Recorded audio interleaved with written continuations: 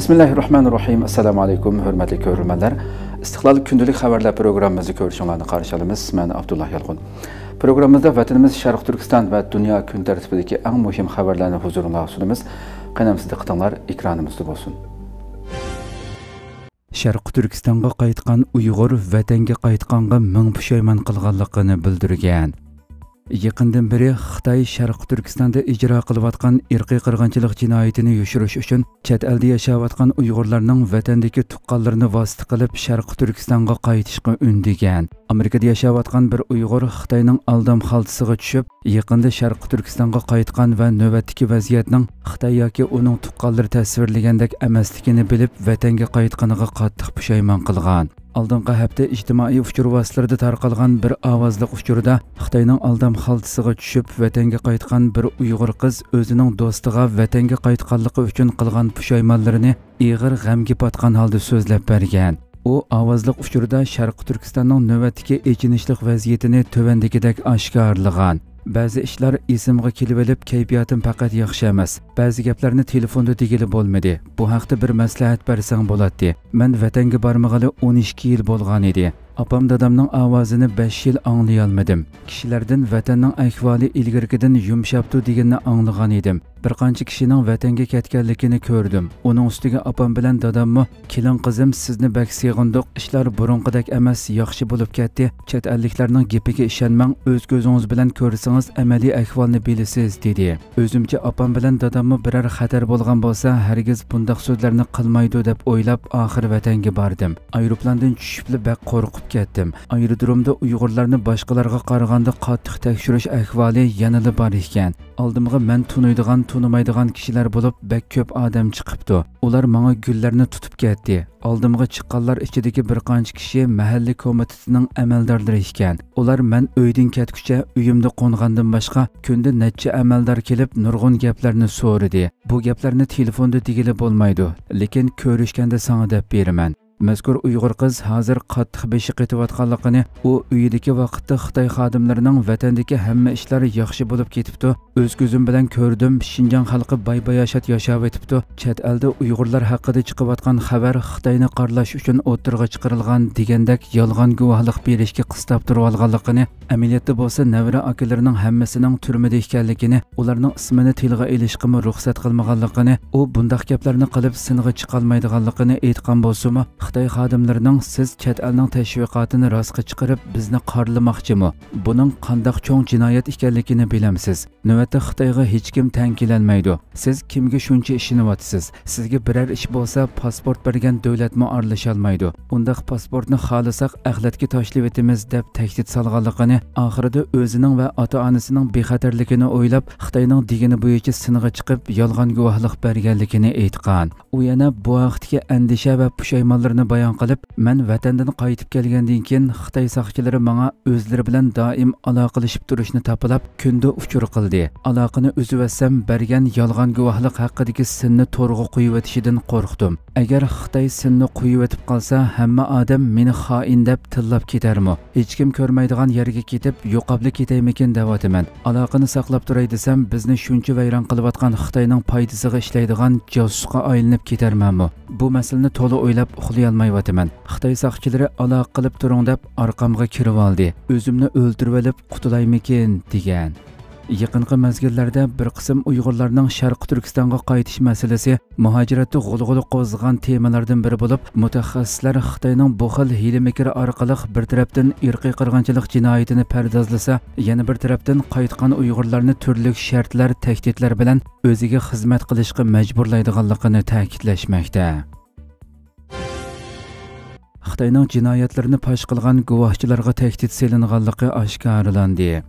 Yaqindan beri Xitoyning Sharq Turkistonda ijro qilayotgan irqiy qirg'inchilik jinoyati xalqaroda kun tartibga kelish sababli Xitoy rejimi turli besim va jazolarga duch keldi. Natijada Xitoyning xalqarodagi inovati tushib, uzluksiz eshiyotgan iqtisodiy tushishga boshlagan edi. Buningdan qattiq bearam bo'lgan Xitoy har xil vositalar bilan xalqaro sahnalarda Xitoyning Uyg'urlarga ijro qilayotgan irqiy qirg'inchilik jinoyatini fosh qilgan, xalqaro sudlarda guvohlik bergan shohid guvohchilarga tahdid solish, besim ishiltish orqali ularning harakatini to'xtatishga urinayotganligi oshkor bo'lmoqda. Xitoyning Uyg'ur faoliyatchilarining ovozini bo'g'ishga uringan razil harakatlarining amaliy isboti sifatida Gollandiyada aktiv harakat qilayotgan Abdurahim G'ani Uyg'ur apandining yaqinqi yillarda bo'libmi bu yil uchirgan kechirmishlarini misol qilish mumkin. Bu yil 18 aprel Abdurahim apandiga nomeri ko'rinmasdan tuyuqsiz telefon kelgan. U telefonni elib 9 yildan beri hech izdirikini ololmagan cho'ng aksi Abdurahim G'anining ovozini anglab hayron qilib, ixtiyorsiz ko'z yoshlarini tutolmagan. Aksi uningga silliq ko'rishishni aytgan. Atsi aksi Abdurahim G'ani Telegram aptitalida silliq telefon qilgan. Amaliyotda Telegram Sharq Turkistonda cheklangan applardan bo'lib, Abdurahim apandi Xitoy saqchilarining aksini maxsus telefon qildirib, o'zi bilan ko'rishtirganligini pamlagan. Aka-ukalar qisqacha ahvol so'rashgandan keyin Abdurahim apandi aksining qopiqining ko'kirib qolganligini bayqagan. U sababini so'ragan bo'lsa-mu, biroq aksi yiqilib tushib, shiraga usib oldim deb turib olgan. Bulardan sirt aksining chiroyidan bir xil qo'rqinch kayfiyati chiqib turgan bo'lib, aksi oldi bilan uningga Xitoyga qarshi faoliyatga qatnashmaslik haqida nasihat qilgan. Orqadan har haftada bir qatim ko'rishib turayli deb o'tingan. Abdurahim apandi aksiga men sizlarga necha yil telefon qilib qat'iy aloqalasha olmaganligim uchun sizlarni Xitoy o'ltirayotgan o'xshaydi deb izdirikinglarni qilgan edim degan. Aksi uningga biz bor ba'zi ishlar sababidan telefon ishlatmagan deb javob bergan. Aksi yana uningga nasihat qilib namoyish faoliyatlarini to'xtatishni talab qilgan. Ammo Abdurahim apandi shuningdan keyin aksi qilgan telefonni olmagan. Abdurahim apandi Xitoyning jinoyatlarini xalqaroda fosh qilgan Uyg'ur faoliyatchilarining Xitoyga qarshi harakatini to'xtatish uchun qilgan tahdidlarini oshkorlab, munolarni bildirdi. Bu yil 6-iyul Amsterdamda Urumchi qirg'inchiligining 15 yilligini xotirlab namoyish qilayotgan edim. Telegramda qaysi bir kishi ko'p qatim telefon qilgan bo'lsa-mu, telefonni olmadim. Keyin qarasam, akam menga ovozliq uchur qoldirib, dadamning ig'ir kasal bo'lib yetib qolgan holati ko'rsatilgan sinni avatibdi. Buni ko'rib ko'z yoshimni tutib ololmadim.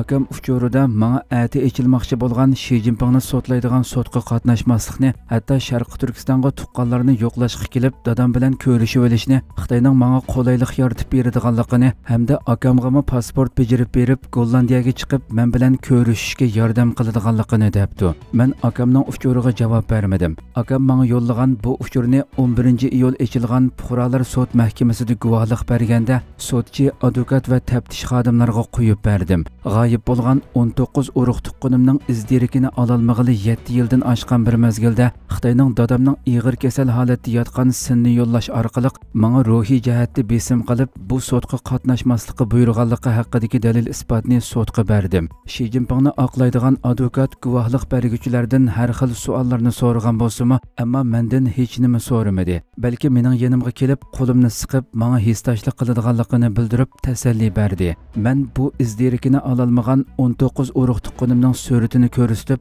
ularning faqat Sharq Turkistondagi millionlagan Uyg'urlarning bir jonliq o'rniki ekanligini so'zladim. Ham oilamning izdirikini qilish yo'lida qilgan faoliyatlarimni, hatto Gollandiya podshohi, bosh ministri, tashqi ishlar ministriga qadar xat yozib, ularning diplomatik yo'llar orqali Xitoy bilan aloqalashib, urug' tuqqanlarimning izdirikini qilib berishni talab qilganligimni dalil isbot bilan ko'rsatdim. Abdurahim apandining xabar bo'limimizga oshkorlashicha, u Amsterdamdagi Dam maydoni va Xitoy konsulxonasining oldida namoyish qilish jarayonida bir necha qatim Xitoyning o'lim tahdidiga uchragan.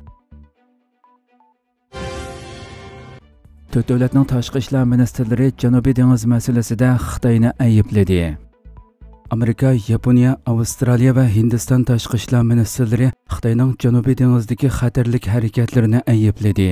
Amerika ovozining xabar qilishicha, Amerika, Yaponiya, Avstraliya va Hindistonning tashqi ishlar ministrlari 29-iyul Xitoyning Janubiy dengizdagi tahdid va xatarlik harakatlaridan qattiq andisha qiladiganligini bildirgan. Hamda bu rayondagi dengiz bexatarligini kuchaytirishga va'da berishgan. Bu birlashma bayonot Tokioda o'tkazilgan to'rt taraflik bexatarlik dialogi tashqi ishlar ministrlari yig'inidan keyin e'lon qilingan bo'lib, yig'inga Avstraliya tashqi ishlar ministri Penny Wong, Hindiston tashqi ishlar ministri Subrahmanyam Jaishankar, Yaponiya tashqi ishlar vaziri Yoko Kamikawa va Amerika tashqi ishlar ministri Antony Blinken qatnashgan. Tashqi ishlar ministrlari birlashma bayonotda biz Sharqiy dengiz va Janubiy dengizdagi vaziyatdan qattiq andisha qilmoqdamiz hamda kuch yoki tahdid orqali navbatdagi vaziyatni o'zgartmoqchi bo'lgan har qanday bir taraflama harakatga qat'iy qarshi turadiganligimizni ta'kidlaymiz degan. Ammo bayonotda Xitoy bevosita tilga elinmagan. Ular yana Janubiy Xitoy dengizidagi talash tortish bo'layotgan Orol xoditoshlarining harbiylashtirilishi va tahdid selish harakatlaridan, jumladan dengiz soqchilari va dengiz xalq askarlari kemalarining xatarli qilmishlaridan ig'ir andisha qilayotganligini bildirgan. Bildirilishicha, yakshanba kuni o'tkazilgan Amerika-Yaponiya bexatarlik suhbatida bu ikki ittifoqdosh Xitoyni rayondagi eng chong strategik tahdid deb belgilagan. Hurmatli ko'ruvchilar, shunday qilib bugungi xabarlarimiz mushada oxirlashdi. Inshaalloh atigi programmamizda ko'rishguncha omon bo'linglar. Assalomu alaykum va rahmatulloh.